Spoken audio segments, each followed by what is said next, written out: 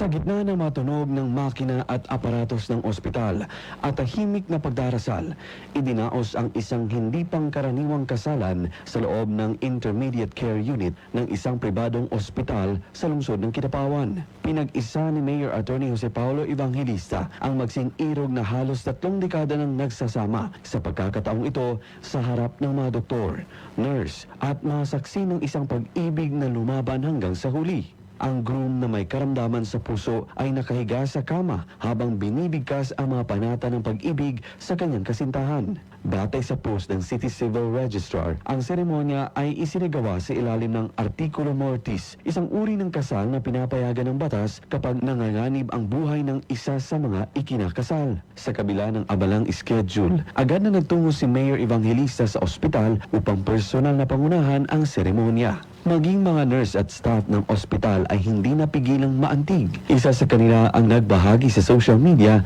ng mensaheng quote-unquote to the couple, congratulations and best wishes.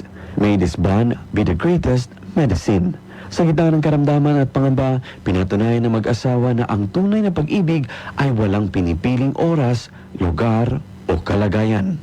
Luigi Alan Tutor, NDBC, Bida Balita.